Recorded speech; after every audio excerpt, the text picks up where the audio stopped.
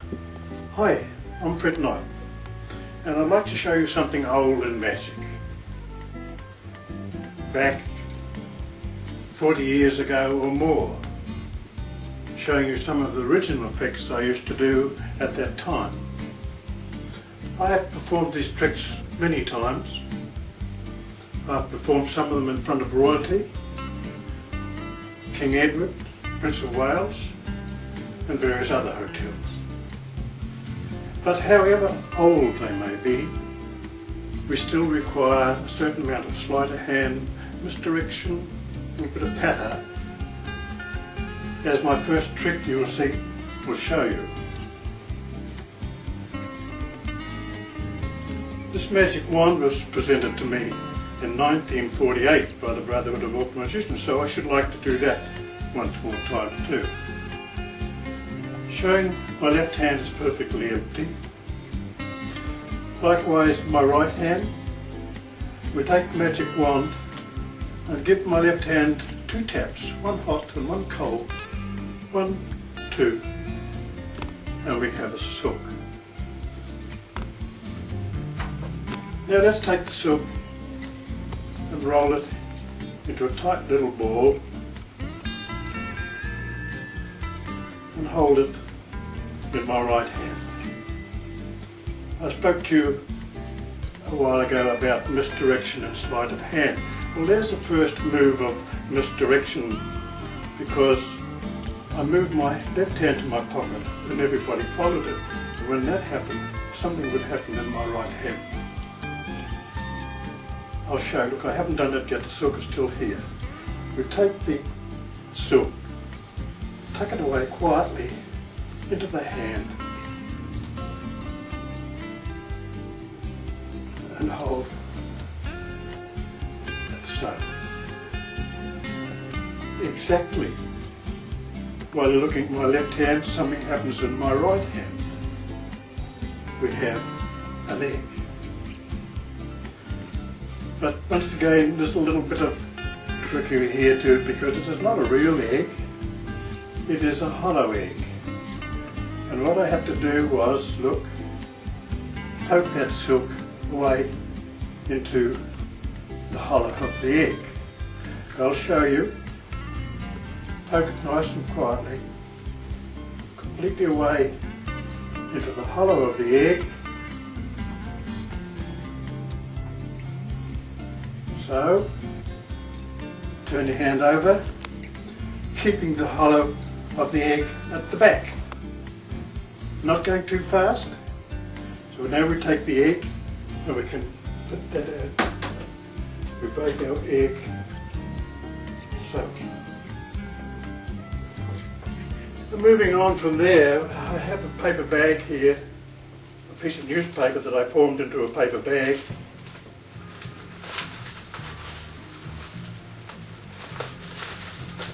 And taking the egg, we pour the egg into the bag.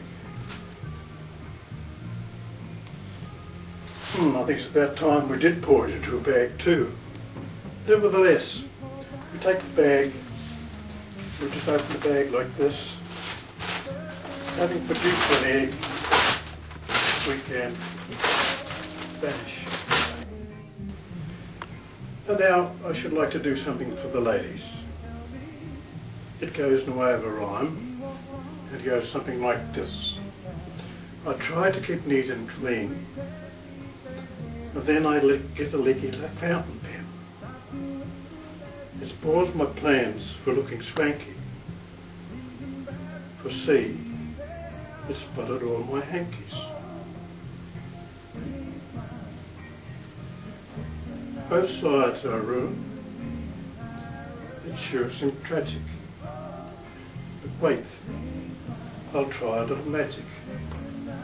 For in my mind an idea buds, with sorcery combined with suds.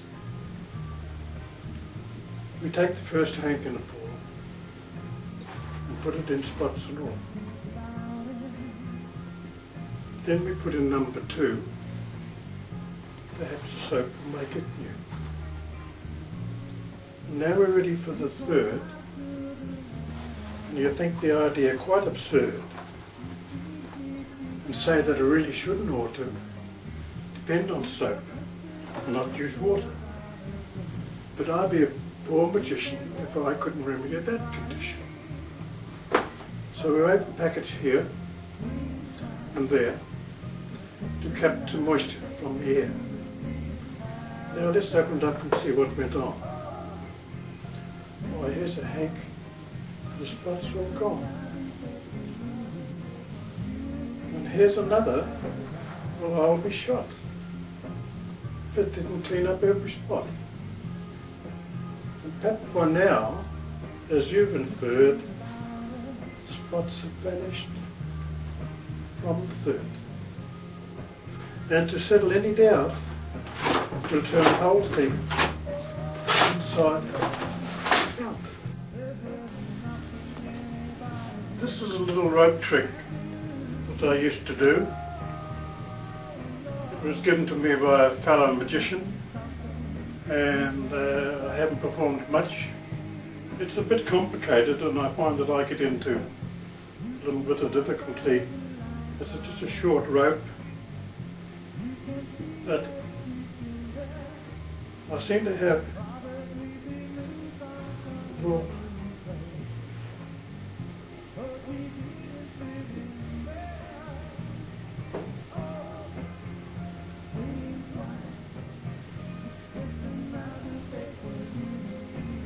problem I get into with,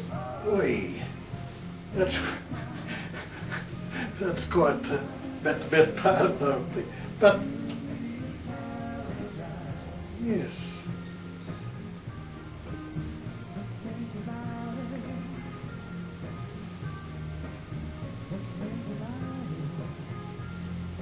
oh dear, lost it.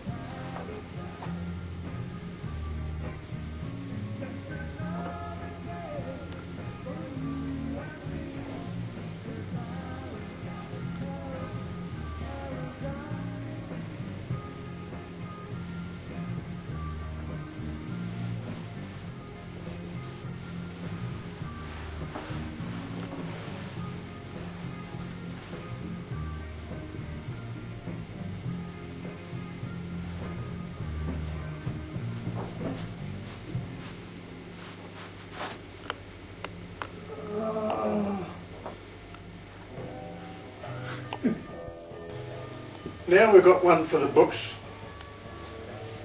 This little bit of apparatus, any magicians out there will certainly know what we're talking about.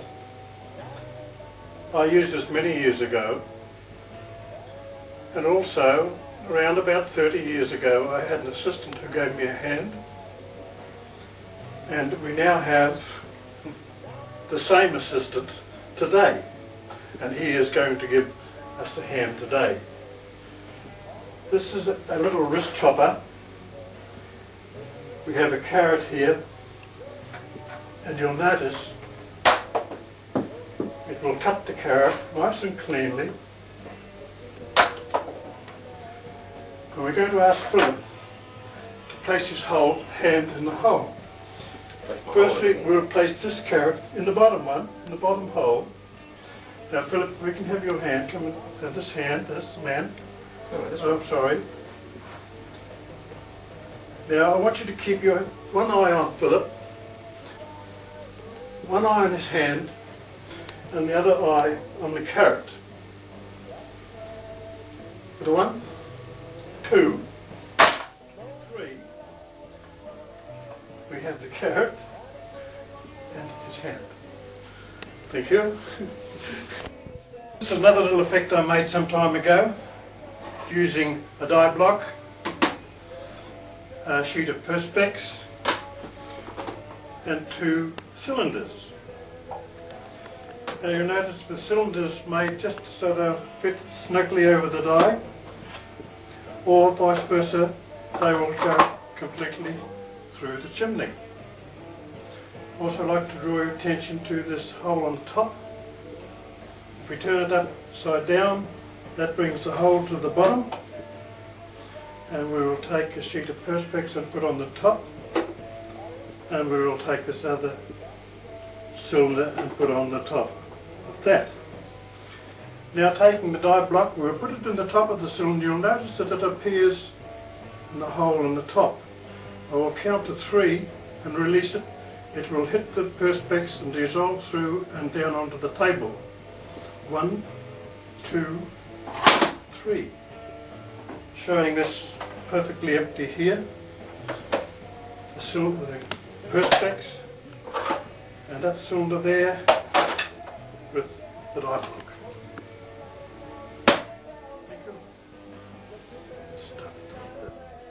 This is a thing I made many years ago. It is made of wood, and I made it out of my own head. But it does concern a long laying disc and a steel rod and a houlette here that is made purely to take the record. Also, we can take it in half so we can expose the record at any time. Putting the half back on again, if we place the steel rod in the middle of the houlette, place in the record, you'll notice that it won't go any further because of the steel rod. So if we take away the steel rod, the record will go to the bottom. Now let's reverse that by placing the steel rod in first, and you'll understand that now we cannot take out the record without first taking out the steel rod. So if we remove the steel rod, then we can take out the record. So, we place the steel rod back in, place the record back in,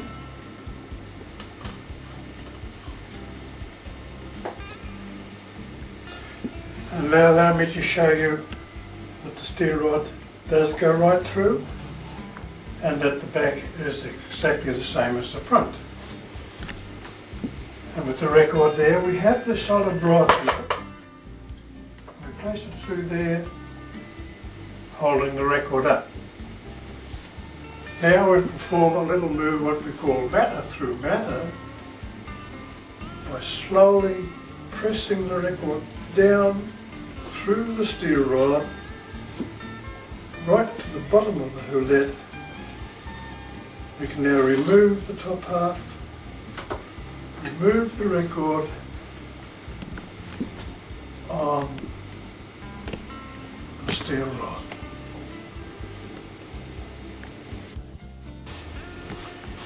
Now this is a little card trick I should like to show you.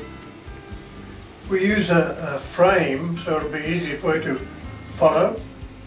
There's 1, 2, 3, 4 compartments, and under each compartment is a heart sign, a club sign, a diamond sign and a spade sign. Now in one of those compartments I'm going to put ace of hearts in the heart compartment, ace of diamonds in the diamond compartment, and the spade and the club. So now at all times you know where the heart, the club, the diamond or the spade are. Now I shall place 3 different cards on each ace. 1, 2, 3. 1, 2, 3. 1, 2, 3. And lastly, 1, 2, 3. So now we have an ace and 3 different cards, making a pile of 4 cards in each compartment. Now I should like somebody to give me a choice, a free choice, of a heart, a club, a diamond or a spade. Spade. A spade. And we'll turn that spade compartment over. That brings the ace to the front. So to prove that, we'll turn the ace to the front. In the next part we will take these 4 cards one at a time. 1, 2, 3, 4. We'll turn the ace over, and that is 1, 2, 3. Give the ace a blow. It's gone. We'll try another one. 1, 2, 3, and the ace of clubs. We turn the ace over, and we have 1, 2, 3, and the ace gone. One more chance. 1, 2, 3, 4.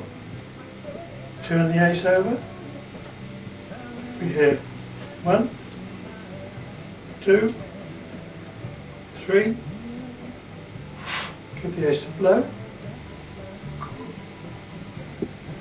Now this packet here that the gentleman selected down there, we have the ace of spades, the ace of hearts, the ace of clubs, and the ace of diamonds. Now this little effect concerns a clock.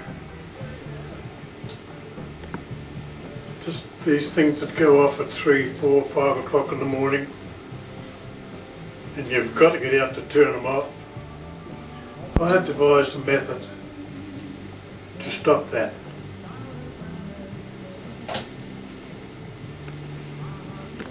We have a soap here that we will create darkness with, because most of these things happen in the early hours of the morning. And you'll probably notice a hole in the middle of this cloth. For that we'll show you later on. Now we'll create a little darkness for this episode that we're going to create. That hole on the cloth is merely so we can bring this ring up through the clock. Now let's show you the clock once again.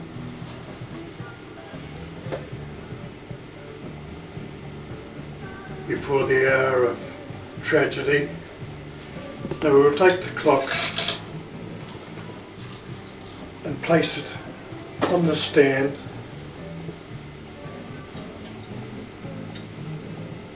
Now I don't know what hour you have your clocks go to, or to go off at. We will set ours going, and this is the way that I deal with our alarm clock.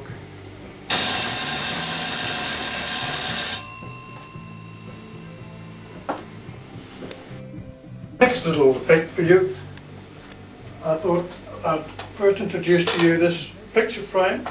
It's many, many years old, and I was going to throw it away, and I thought, oh no, well, perhaps not. So I put it up on the top shelf of my workshop and forgot all about it.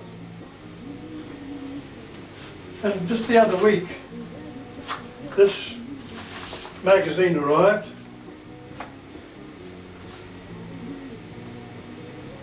And it's also 1987, so that's getting on a bit. It's a listener of those days.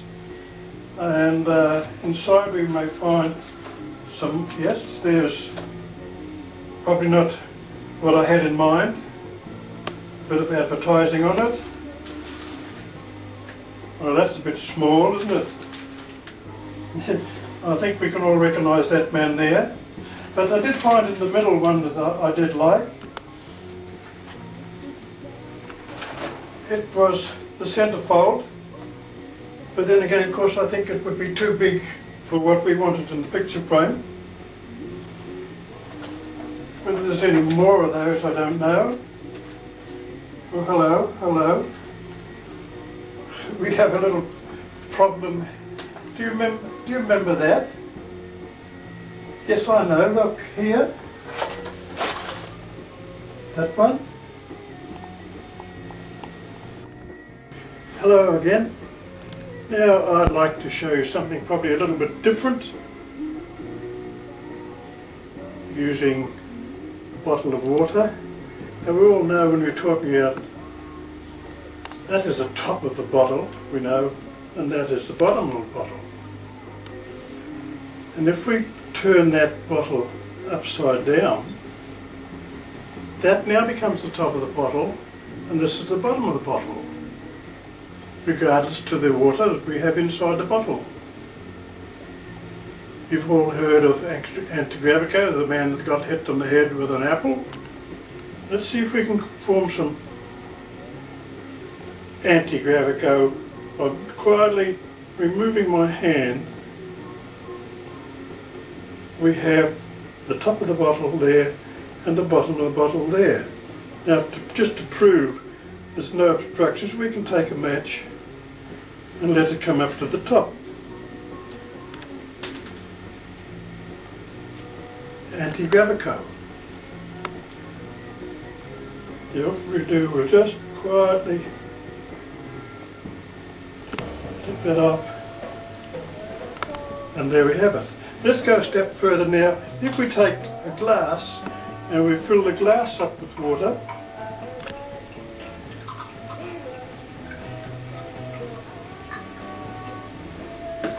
then we'll take a sheet of paper and we'll put a piece of paper on the top of the glass.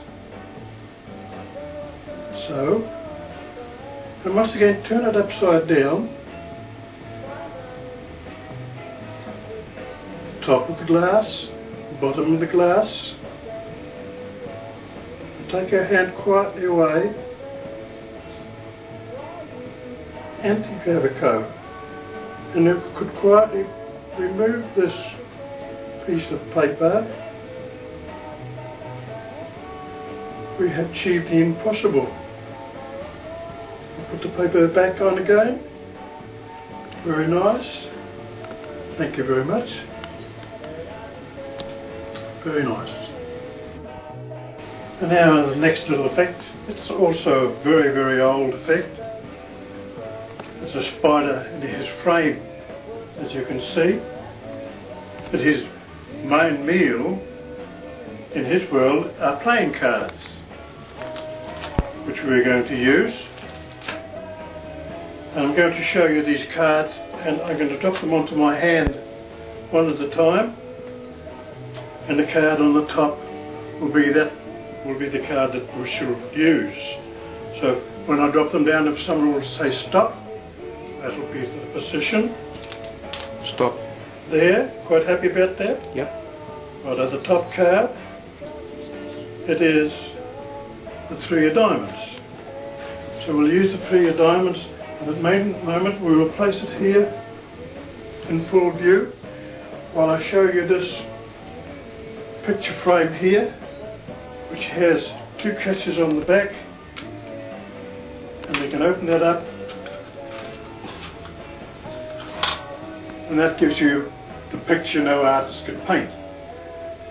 So having removed the picture, let us place the 3 of diamonds in the frame.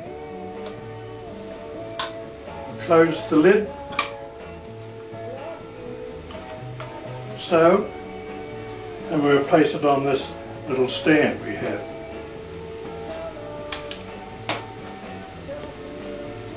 Now without any further ado, we'll give the spider a spin and we'll just see how he acts.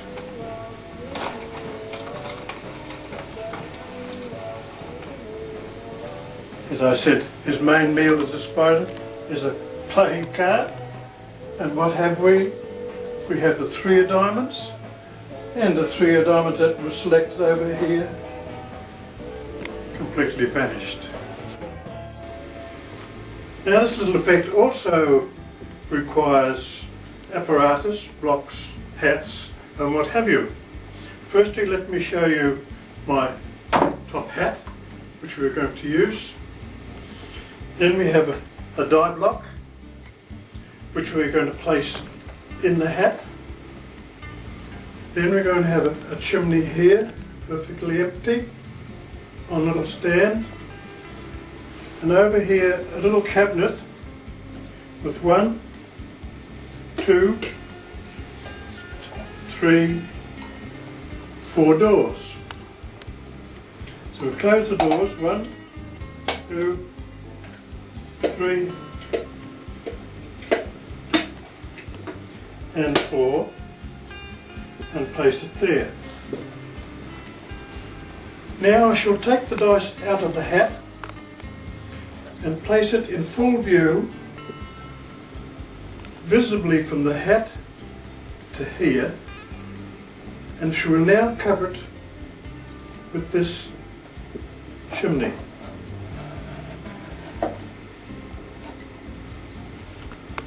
Now propose to, you have seen that dice come from there to this chimney visibly. I'd like to make it invisibly pass from here up to this casket. So 1, 2, 3, we'll have a look and see, oops, you'll notice the dice have arrived. Now that's quite easy. The hardest thing to do is to make it go from there back to there again. But we shall try. So 1, 2, 3 again, we turn it over, you'll see the dice has completely vanished. If you want to see the other side, of course, we can do that too. Completely vanished. Open the other door. Open the other door? Oh, certainly. Completely vanished. The other side. The 4 doors? Yes. Oh, I see. 1, 2, 3. Completely vanished. You remember over here? In there? Completely vanished. And back in the top hat is our dice. Now here's a little thing that you may be interested in. After you've seen it, if so, well, if you'd like to come backstage after so and see me, we can have a little chat. But it looks like a ringer. It's a machine I invented for making money. I wrote to the Minister of Finance about it. He said, all right, you make them and we'll take them. So we never ever got in contact with it after that. But this little machine, we have some ink here, black ink. That's a printing machine. And you put a quantity of ink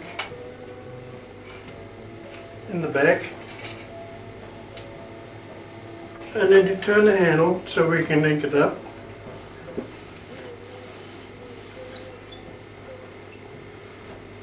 Then we take a piece of paper or a blank cheque and we place it in the back and turn the handle.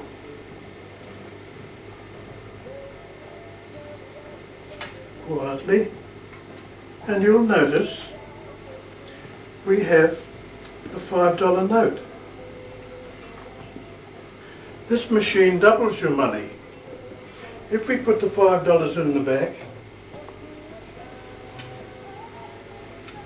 and turn the handle, it comes out $10. Doubles your money. If we place the $10 in the back and turn the handle again, it will come out $20. Are you getting interested at all? You didn't have to get too far in the front of your seats because I'm going to put this $20 in the back, as you can see. Turn the handle. my mahi, it's going to come out $50, $50. There's no end to it, is there? Alright, let's put the $50 back in again and give it a turn, and oh dear, oh dear. But what have I done? What have I done? Do you know what this is? I have guessed. It's my income tax demand. I should have stopped when I was winning, shouldn't I? Now lastly, I'd like to show something for the kiddies. Bless them. And nothing better, I shouldn't think, than some buckets, sand buckets. We here have sand buckets. We have a bag of sand, and we're going to fill this bucket up with sand. Genuine sand.